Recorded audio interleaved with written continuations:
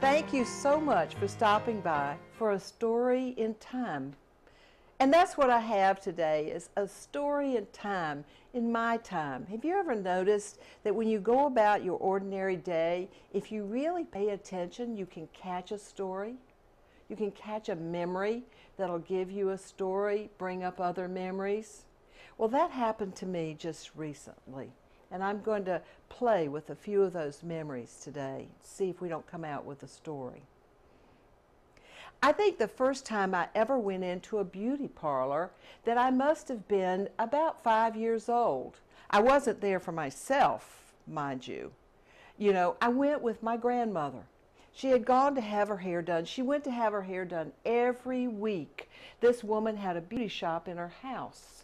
And there were several women that came there, and they sat around in these chairs with these great big metal helmets on when they were drying their hair. And my grandmother came into that place with white hair. And when she left, she had blue hair. Do you remember when they used to put the blue rinse to whiten people's hair, and that for a few days after that, they looked like an alien of some kind wearing their blue hair? That was Granny. I love the smells of that place.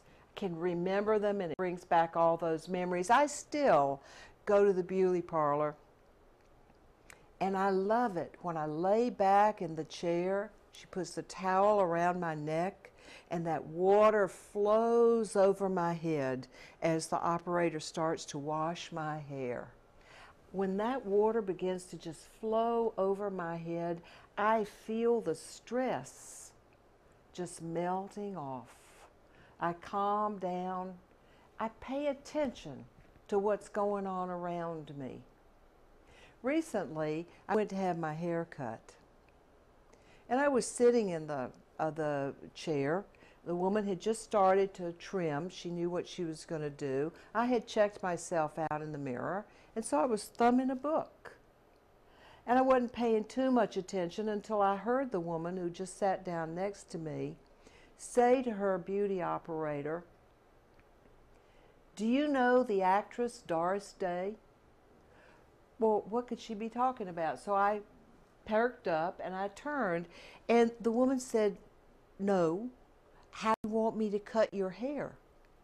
And she said it again. "Well, do you know the actress Doris Day?" And I looked at her as she took her hands and she adjusted her thick white hair that held down around the middle of her neck.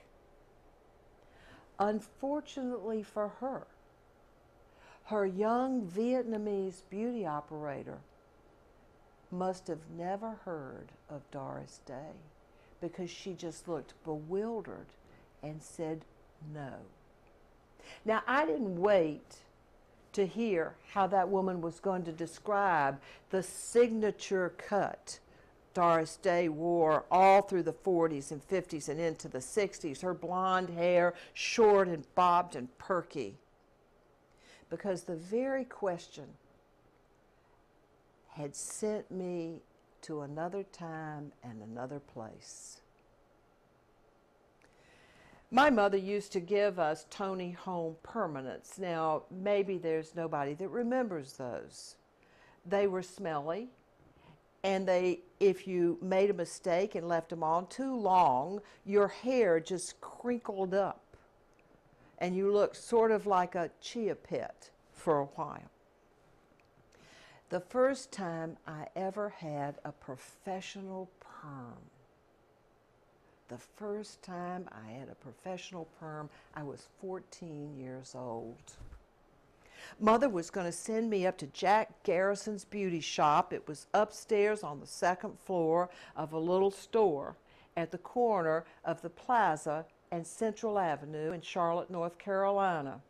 I walked up that long 8 blocks filled with an anticipation of the transformation I knew was waiting for me.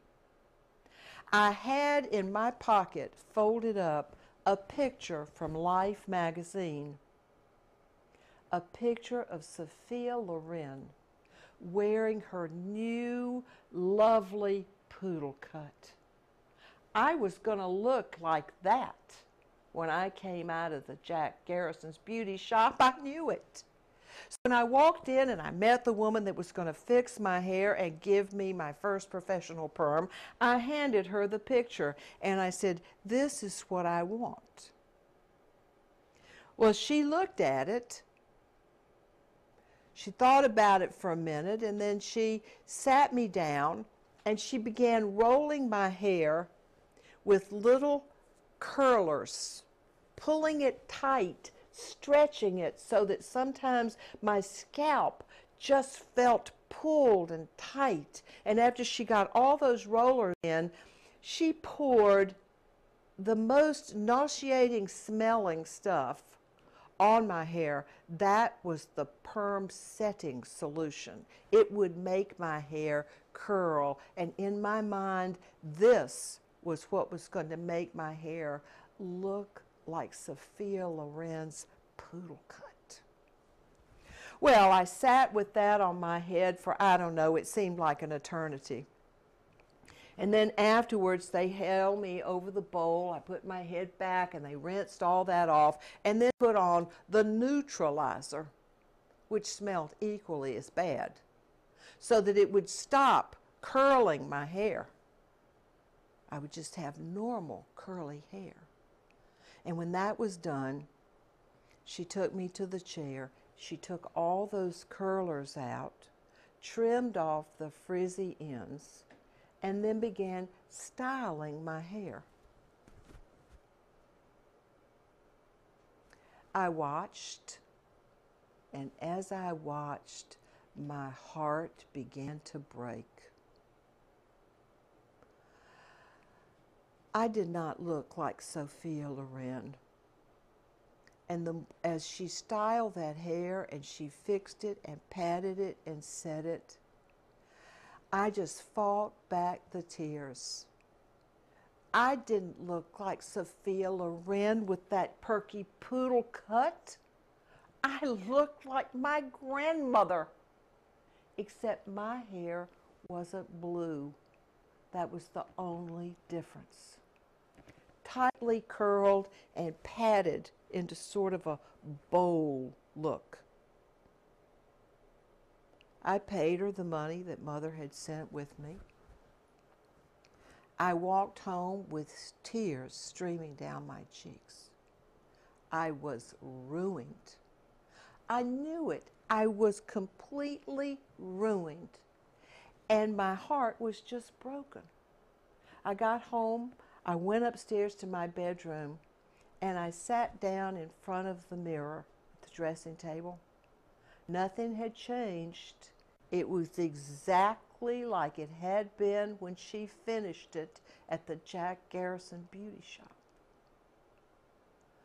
I'll tell you, I was a 14-year-old girl who had been ruined and whose hopes had been dashed. What could be worse? It couldn't get any worse than this, I thought.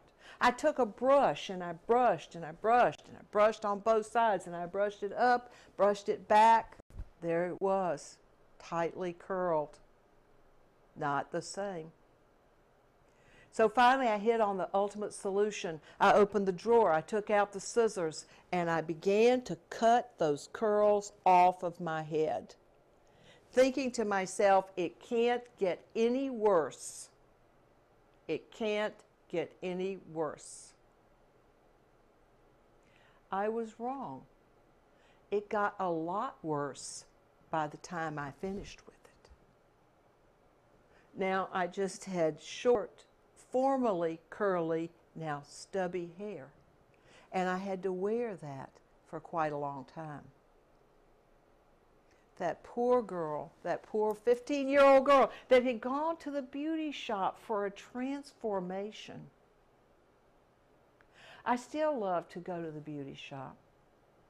I sit down in front of the mirror. I look with hope in my heart. I think all the other women are looking with hope in their heart. We're all looking to be transformed. There's just one thing that I know is different about me.